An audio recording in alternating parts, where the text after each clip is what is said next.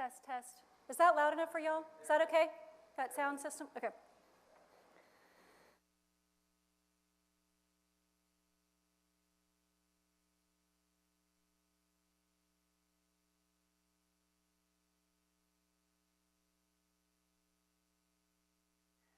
Go ahead and get started.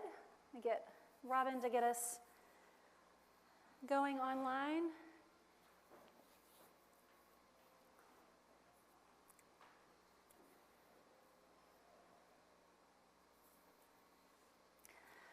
Good morning. Good morning to those in the room. Good morning to those out there. I hope that wherever you are warm. If you're watching this, you have power, so that's a good sign. My name is Katherine Bush. Welcome to Calvary Episcopal Church in the Great Hall. I am a substitute teacher today for our friend David Waters, who could not join us because of his own issues with power and heat and all that. He'll be here next Sunday and the Sunday following, so please come back to hear him. He's still going to talk about the good news, but the bad news is that today he's not here. So we will carry on. Let's begin with a prayer for just a moment. The Lord be with you. Let us pray. Gracious God, we give you thanks. We give you thanks for heat and light.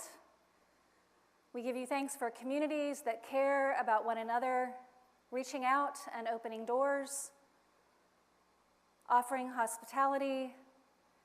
We give you thanks for those people who are working tirelessly to restore power and heat, to feed and shelter those who need those things, and all the ways that you reveal your love to us in these days.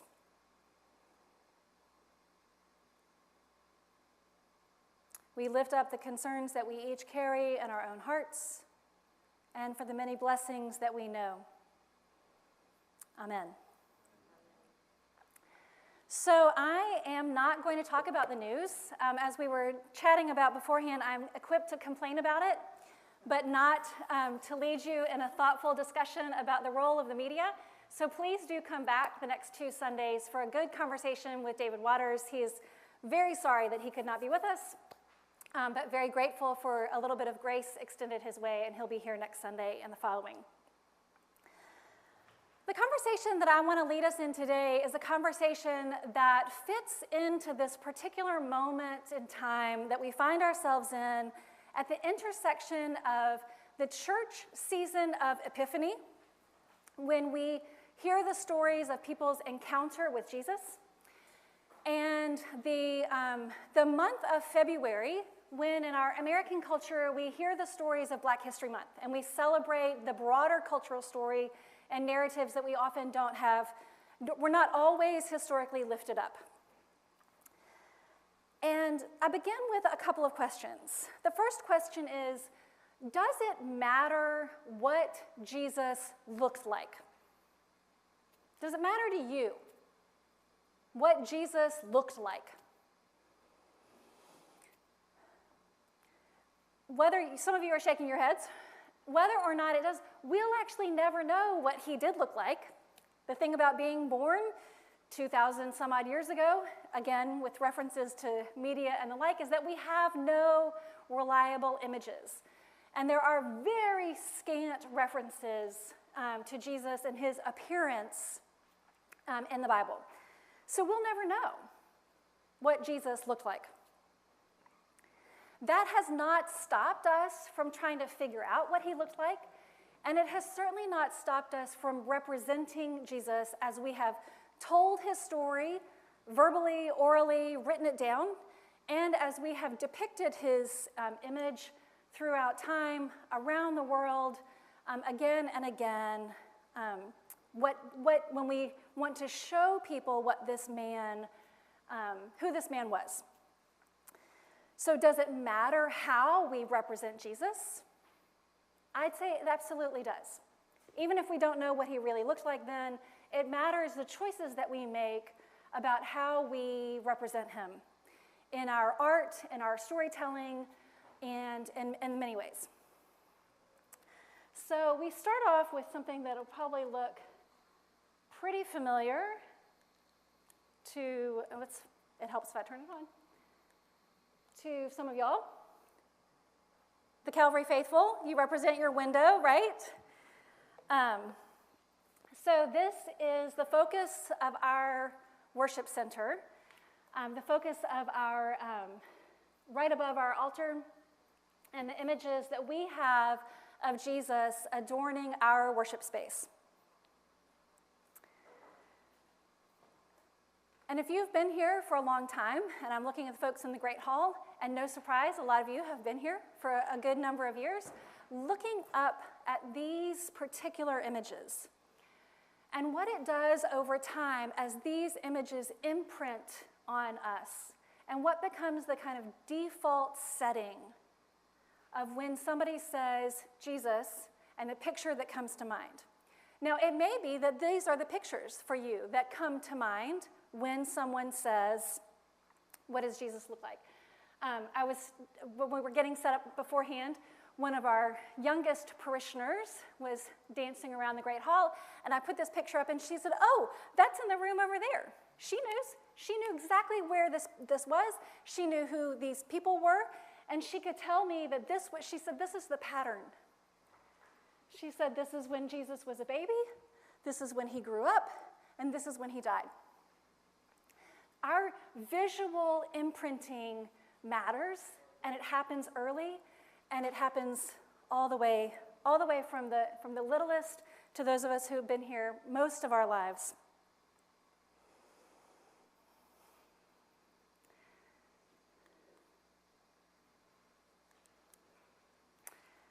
So, this picture that we start with is painted by a man named Werner Salman in 1940. This image of Jesus has the distinction of being the all-time most reproduced image of Jesus.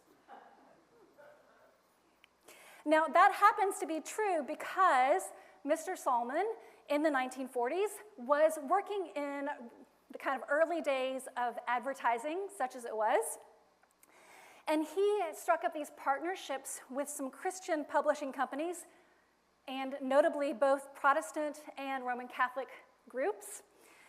And so this image that he sold to them was used on everything, from prayer cards to stained glass. It was reproduced as paintings. It went onto calendars. It was printed on hymnals. It's on night lights. So it was one of those early, omnipresent images, one of the first viral images, and it lasted. And intriguingly, this Jesus, with his very sharp and dignified nose, and I don't know if you can tell, his eyes are just the faintest shade of blue, is out there, right? It's just there.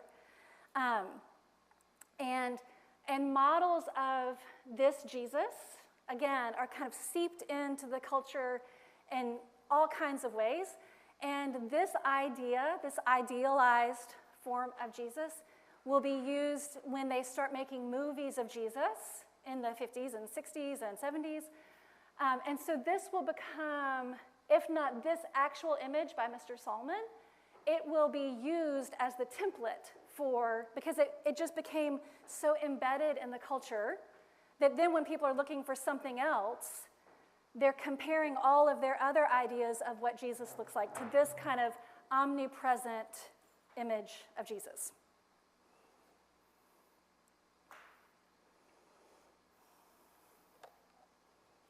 Let me show you a very different image of Jesus. So in the late 1990s, a woman named Janet McKenzie, who happens to be a white artist, and we'll talk a little bit more about not only what are the images of Jesus and how they matter, but who's making them and how that matters and influences this conversation. She's an artist. She didn't start off her career producing spiritual and religious imagery, but she has kind of her own journey. and does move into this, this realm where she starts producing more and more religiously inspired art. And she uses a lot of African American models and a lot of feminine models, female models. There is a contest, an artistic contest in the year, she paints this in 1999 as an entry for a contest that the Roman Catholic Church is holding for a new image of Jesus that they call Jesus at 2000. And this is the winning entry. So that at the turn of the millennium, there are these conversations about how should we be depicting Jesus? How should we be talking about Jesus? How should we be showing what Jesus looks like? And this image won. And you can see when we compare it to Mr. Salmon's image, what happens in those 60 some odd years, the conversation that must have occurred culturally, that we can move from, our blue-eyed white friend to this image and this depiction of Jesus.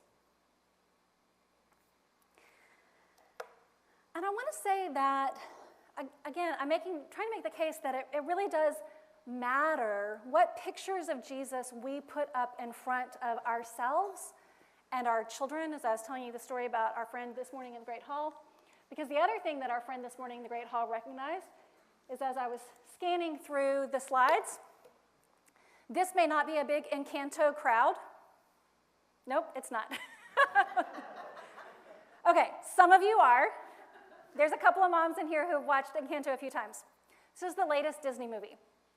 And it's fantastic, and whether you have grandchildren or children or any excuse at all, or you just want to be entertained this afternoon, please go find Encanto, because it's this beautiful story, the latest offering from our friends at Disney.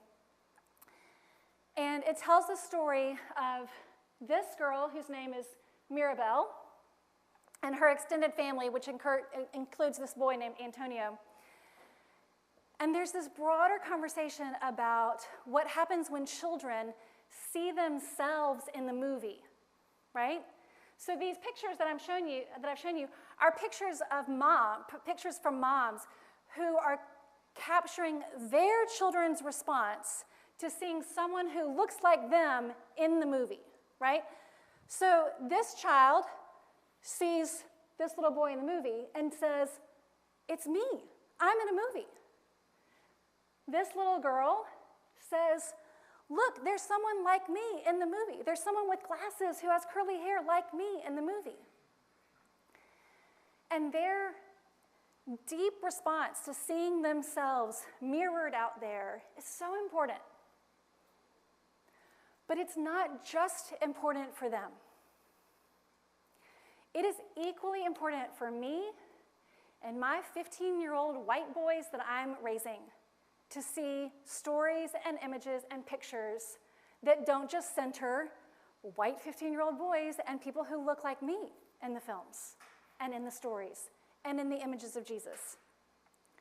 So while I may be challenged by that image that I just put up here of Jesus at 2000, it is important to be encountering these ideas, these images, to kind of rewire a little bit, and not just for people of color to see people of color, but in a room full of us who are, I'm just going to say, a room full of white folks this morning, to be presented with images that challenge us, that broaden the view, that's important too.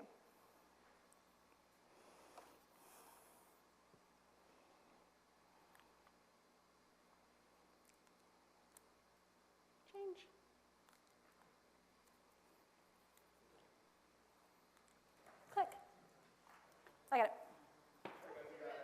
Oh, there it is. Okay. Okay. So this image is by a man named Romare Bearden, who was a 20th century African-American artist. He was actually born in North Carolina, and he lived entirely in the 20th century. And he was one of the first African-American artist to have his art displayed in the Smithsonian. This actually is hanging in the Hirshhorn. And he's influenced by Cubism, and you can do a deep, lovely art history dive and all of that.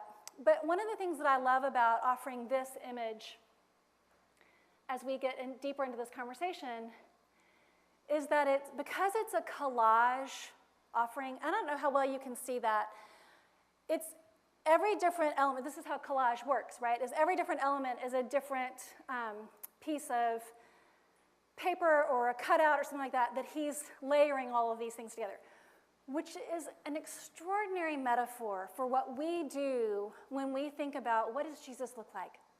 We take this story and this experience and this worship service and that sermon and this encounter, and we mash it all together, and we come up with a picture.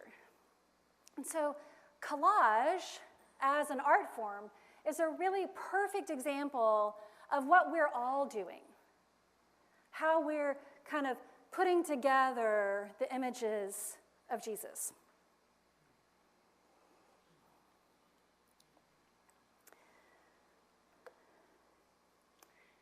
This carving by an unknown artist comes to us from Africa. And it needs to be said, as we incorporate and as if we're led to and challenged by and looking to add to representations of Christ, and not only Christ, but his family and Mary and everyone involved, that when we look more broadly for images of Jesus, we also have to deal with the complexity of what it means that through our imperialist impulse, through colonialism, through going out to, convert the savages and taking them this story and using it not always in love, then what it means for these communities to receive that story and offer it back and give it back and say, here, what if it looked like this? Can really be, can cause us to do, and I'm saying us, you may feel yourself in that us, I do, to do some deep work about what it means that this story went out one way and came back another way and reflected back the communities into which, whenever they went, however they went, whether it was in the 1500s and it was the Dutch in that place, or it was the British in this place, that to wrestle with the complexity of when the story went and was given, and then the story was given back to us, but it looks a little different. How we sit with that and how we receive that is complicated. To further complicate that, and to move into our own American story,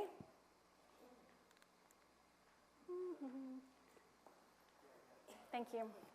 Just there.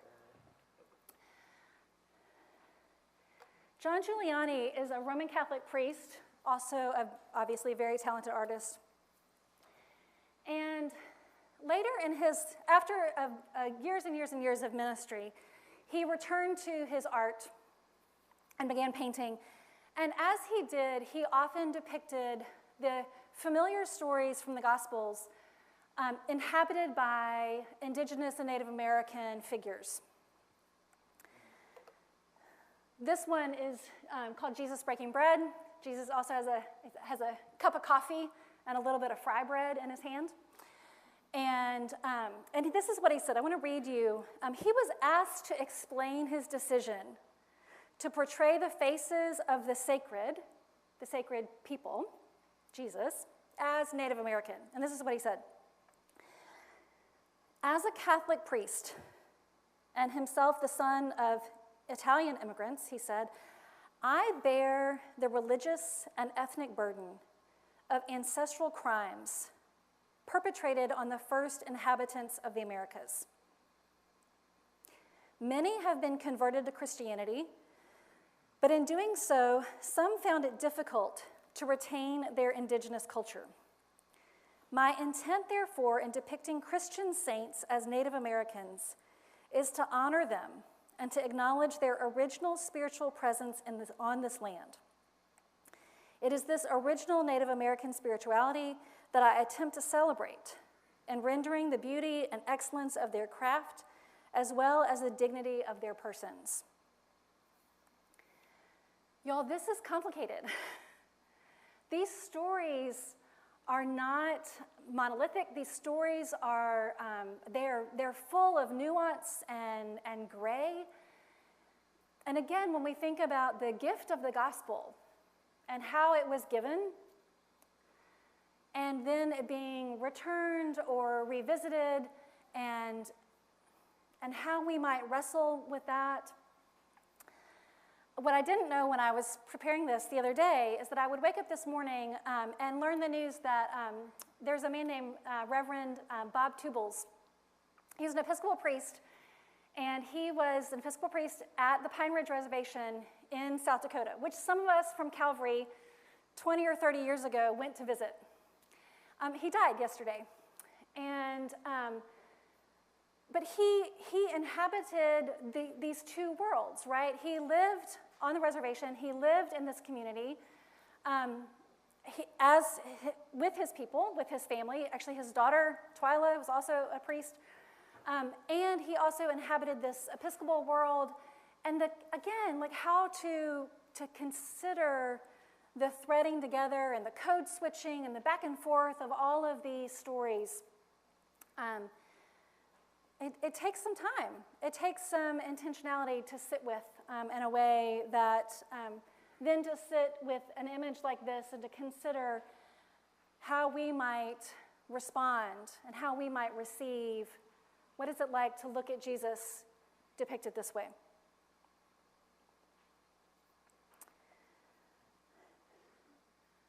There are a couple of other examples of folks who took Jesus' story and made it their own and represented it from their own tradition. Watanabe was a Japanese man. He converted to Christianity as a teenager. He grew up, and he lived his entire life outside of Tokyo, I believe, in Japan. And he uses this very traditional form of Japanese folk art, but uses it to share and to depict these biblical stories. So here we have Christ washing the feet of St. Peter. And we also have the Last Supper, which if you look really closely, you see that at the Last Supper, they are drinking sake. There's sushi on the table, because that's the meal, right? Again and again, we see the meal translated and transported to these different communities and these different times and places. And the disciples gathered around what would have been a familiar table in their world. Watanabe was asked where his pictures should be displayed, and he said, ordinary places, because Jesus brought the gospel to the people. It is this very simple idea of Jesus was with regular folk, doing regular things, so this art was not meant for museums, it was meant for people's homes, just like the story was.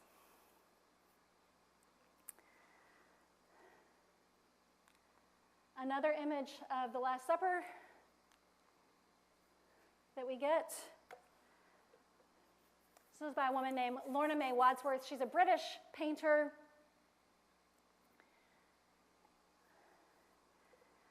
This story, this painting became, there's a news story about it.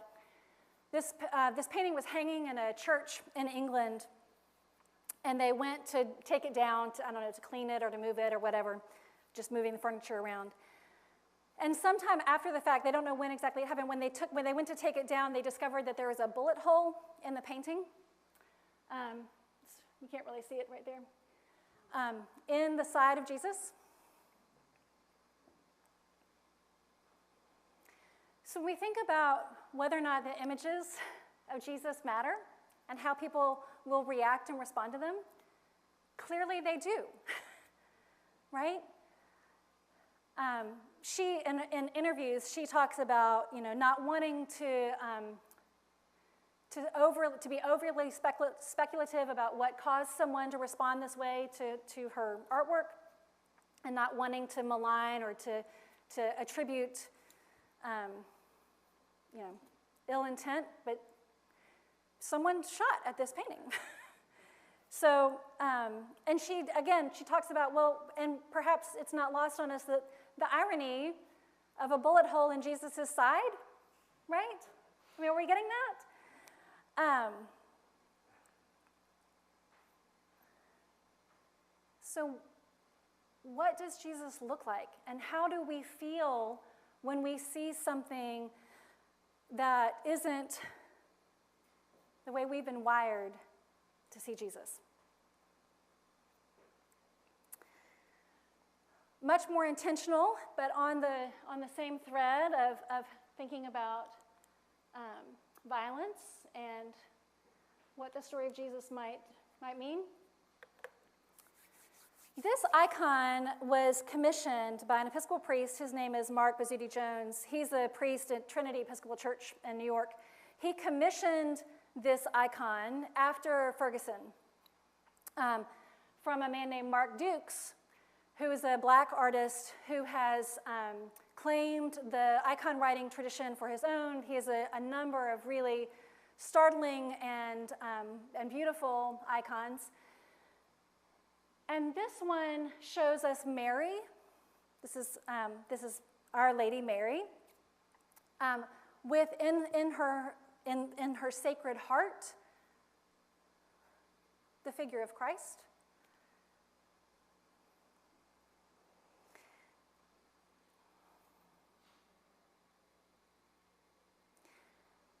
And also speaking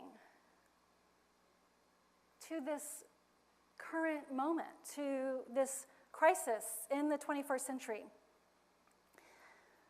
If you go and look for this image online, it will not surprise you to know that people, again, have very strong reactions to this. They find it very challenging, disconcerting. There are a lot of complaints that it's overly politicized. And then there are those who say, well, Mary was the mother of a son who died a violent death at the hands of the state. So perhaps that's an appropriate rendering. But it gets at us, which is to say that what we show, what we look at, matters. I want to end with two images that are pretty similar. This one from the Philippines, again, thinking about people who received the gospel, how they might have received it, and then given the story back to us. And this one, Christ with a crown of thorns, an African carving.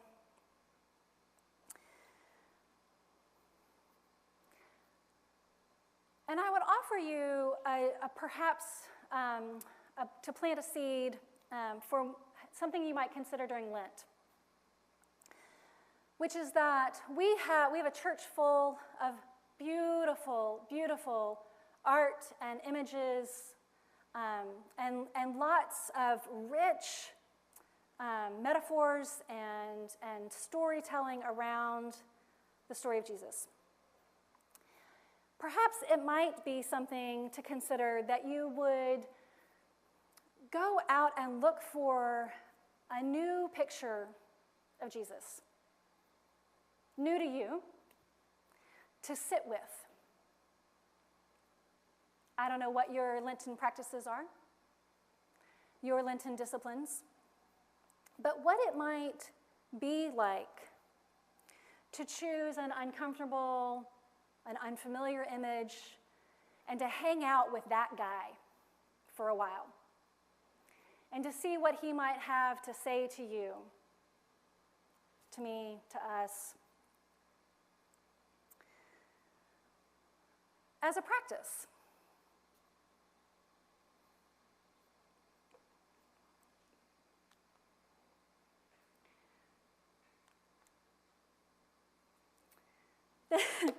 this picture, Jesus Happy and Sad, is painted by a little girl who's 4 when she painted it. Because what we're all doing is, whether it's collage or carving or a quick Google search for something or an icon, is we're all trying to make Jesus our own. We're all trying to retell the story, to make something that was foreign and a long time ago, to bring it close to us. So we're not wrong when we, like Warner Sallman, produce a picture of Jesus who's got blue eyes. That's not wrong. That's not bad.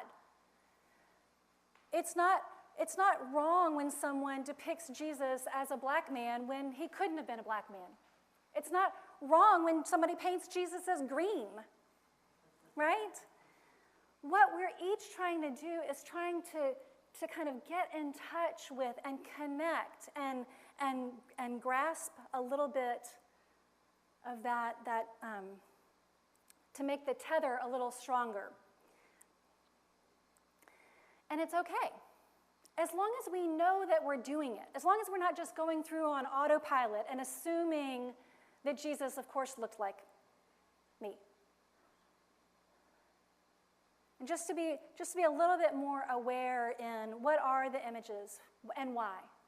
And then to pick and choose. And then to put together the constellation of images that help us connect and reconnect with the original Christ who showed up a long time ago, and the Christ who continues to show up in new ways to challenge us and to bring us into deeper relationship with God. Because it doesn't all have to be hard.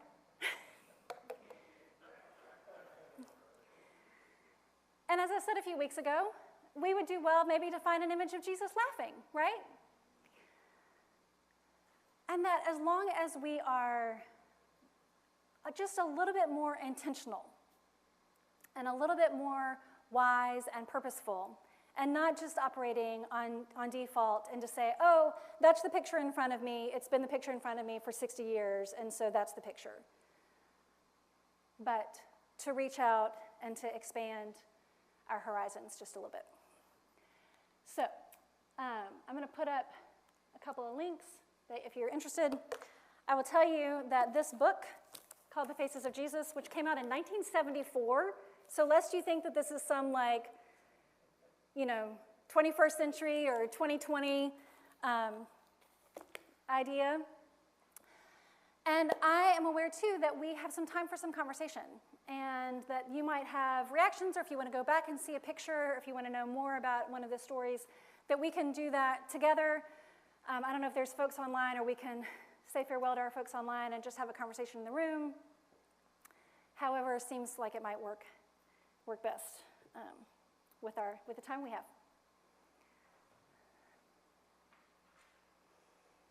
Does anybody have a question or a comment? Yes.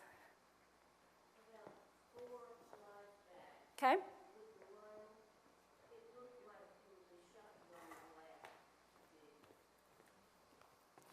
Which one? Yeah, maybe that was it. It looked like a shotgun blast that just took out his whole chest. I was struck by the one, and it was not that one, but there was one, and it looked like there was just a shotgun. It was Mary holding him, but it looked like a shotgun blast. That one? There, that one. Mm-hmm. That just Yeah. tore me. Yep. This is wonderful, by the way. Thank you. Yes, so that's commissioned in response to the shooting at Ferguson and the police brutality towards particularly African American men in the streets. Yeah. Where is it on display? It was on display at Trinity Church in New York. I'm not sure if it's still up there or if it's traveled around, but that's where it was. It was commissioned by a priest at that church, and I know they had it on display there for a while. And I don't know if it's still there or if it's making its way around. Yeah. We were a few minutes late, so I'm not sure whether or not this was shown. But as you have gone through all of this, I thought about Bill Branch's Christmas card for the West Tennessee Diocese. I didn't show it, but that's a perfect example. And I just brought it up on my phone. Prints were available for sale at the Advent Market at the Barth House. And it was interesting to eavesdrop on people's comments and question why the mother and the baby looked as they did. Right. Will you tell people, I mean, Yeah. it's an African-American woman and child Yeah, if you... as Mary and baby Jesus. Right. And it, you know, as you talk about being comfortable in our own skin, it has always bothered me to think of Christ as a blue-eyed blonde. And I'm so glad that that drapery is down from Holy Communion as a St. Mary's girl, and as a, you know, it always bothered me. Love our stained glass windows, but, you know, I think it's so, everything that you brought up this morning is so important from the standpoint, particularly as you were talking about the collage slide, to think about all of the things that instantaneously form an image or an opinion in our mind, and how important it is to think through and remove some of those layers before we have an rather than have an instantaneous opinion. Right. So, Matt, so thank you. And thinking about the conversations that the folks at Holy Communion had, so those of you who are familiar, there was a large blue docile curtain at Holy Communion since the church was founded in the 1950s, with a depiction of Jesus at the Ascension. It's modeled on this very old, beautiful icon, and Jesus is white-skinned. And over some time, a lot of things happened. One is that the fabric was deteriorating, and two, that there was a conversation that perhaps this was not the image that was the most beautiful image that they could have. And they had a lot of intentional, careful conversations to bring folks around and to talk about what that might be. And the curtain came down about 2 years ago now, and has been replaced by a structural carved cross. It's beautiful. But it took a lot of, and I want to give the church, and we were involved kind of peripherally at the school, really lovely conversations about what and why and how, and it was not a knee-jerk response, but it was very, very intentional. Yeah. Similarly, people have responses when they go into the nave of St. John's, right, with the murals there, and in any number of churches that were built by predominantly white folk. So again, when everybody does this, we want to connect with the humanity of Jesus and our humanity. It's not just bad. I don't want to say that. It's a deep longing to see ourselves in the story. It's just when it's always one that it becomes problematic. Other responses? I keep thinking that's an icon would be the form, right? And there's a deep ancient history of praying with icons, especially in the Eastern Church, which sometimes we look at that style and think, oh, that must have been too ancient. They didn't know how to make realistic paintings back then. God bless them. Where in fact it's meant to be two-dimensional, right, a little bit, so that you look through the image to what's like beyond window, it in a sense. And I feel like everything you've been talking about is asking us to do,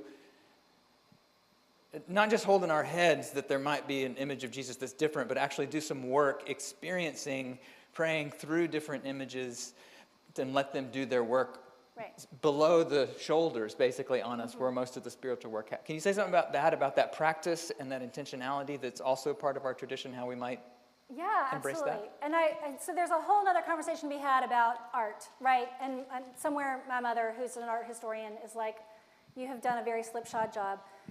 Because to say collage and then keep moving and to talk about, so it's important to talk about icons. And Scott's exactly right, that they're not like, oh, those people who didn't know how to paint with dimension. That they're meant to be windows that we see through or into the story. We put ourselves, you've seen that kind of Rublev art icon that's so famous. We're meant to pull up a chair, as it were. So they're invitational, and they're prayer forms more than art. Like, they're not just meant just to be pretty, they're meant to be encountered and sat with. And all of this work, I think, whether it's this icon or any of the images that you might, so for me, I think to sit with this and to move beyond the headspace of, well, I want to know more about, all of this, but to sit with it long enough, the same way that we might say there's a prayer practice of reading scripture called Lectio Divina, where we read the story and we just respond kind of at a deeper heart level. We could do the same thing with images, where we don't say, oh, I really like the symmetry of this or the color choice. Well, you can do that, that's great. But to sit instead and say, how is this working on me? What might it be like to have a cup of coffee with this Jesus? What does this Jesus have to teach me? And to return to it over time and let it do its thing. And it might be an image like this. It might be something different that would be both inviting and challenging, I think, to kind of, and that's why I offer that as a potential Lenten practice or other prayer practice that we can spend a lot of time reading and doing, but maybe to sit and wonder a little bit. Others?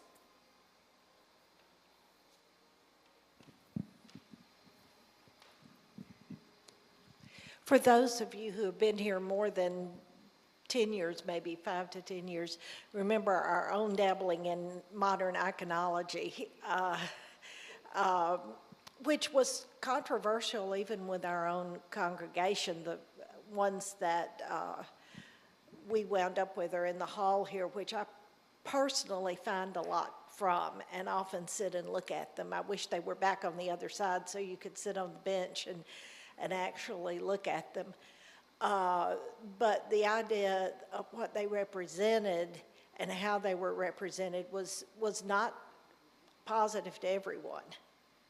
It was interesting to see people's reaction. Art almost never is. Yeah.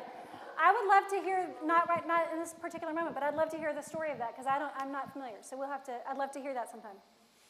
Well, it's also a reminder that this is not an approach that is like evacuating culture and specificity and race and Right. all of the. It's not like I wonder if we just slide those off of Jesus.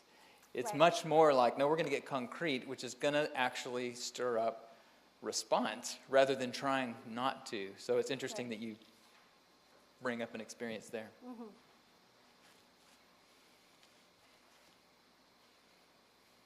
There's another thing, I think I read it a long time ago in a Malcolm Gladwell book, but about this implicit association test. You know about this? And it measures biases that we carry, whether it's race or gender, by having a sort stereotyped into columns against those sometimes. And all that measures is the speed. And Malcolm Gladwell is biracial, and it still showed how much he carries of racial prejudice deep down, like not in his head. And there was a guy who took it. He told the story of him, he said it was at Harvard, I think, and he took it every single day and never got faster.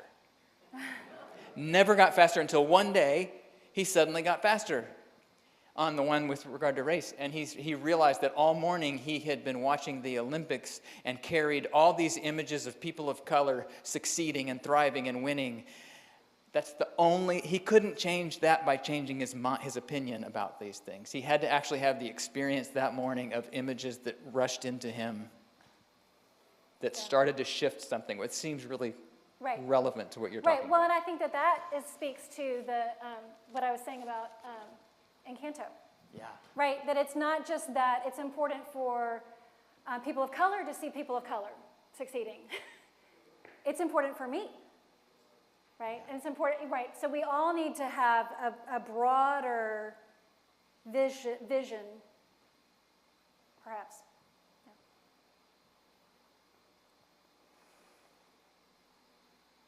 Anyone else?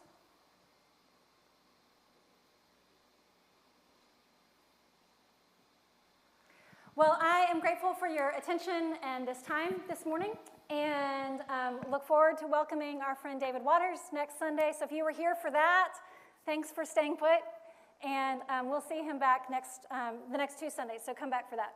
Good to be with you. Thanks.